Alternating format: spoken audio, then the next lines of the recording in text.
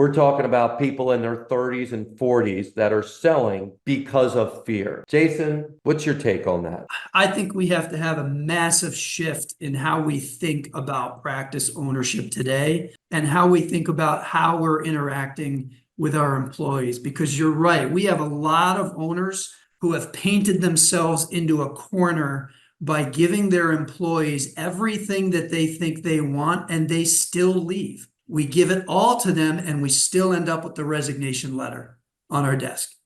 And then as an owner, we say, I don't know what else to do here. I've given them everything they've asked for, and yet I still have this massive turnover. And as soon as I have turnover, I know it's going to take me however many months to find a candidate and to get them trained and get them up to speed. And I'm going to lose all that money. And I, as the owner, am probably going to have to end up stepping in and treating just to try to cover the gaps during that period of time. That's it. I'm done. I don't want to do this anymore. I'm going to sell my practice. And by the way, under those circumstances, you're not getting the type of multiple that you should be getting for your practice, because somebody who is a buyer could sniff that out very, very quickly and very easily. So I think we need to look at things differently with regard to how we're communicating with our employees. Specifically, we've talked about the fact that young therapists have a certain notion of how they should think based on what they learned in school. What we need to do is give them an alternative approach.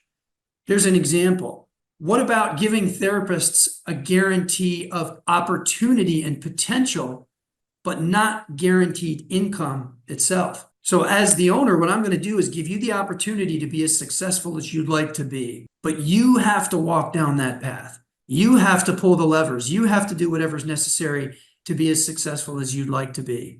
What I'm not going to do is just write you a check because you think that your alphabet soup behind your name warrants an automatic $10,000 raise. I'm not going to do that.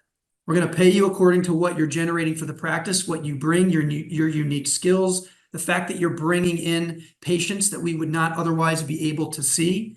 Those things have monetary value, but I'm not just going to pay you more because you didn't leave last year. But that's what's happening. And so the fastest way to go out of business is to raise yourself to death. Every year, 3%, 4%, 5%. And then you wake up 10 years from now and realize you've got all these people that didn't leave, which theoretically is a good thing. And yet every one of them is generating the same or less revenue than the new grad that you just hired last week. That's the piece that has to change. And if it doesn't change, we're going to continue to see practices selling much more prematurely than they would like to.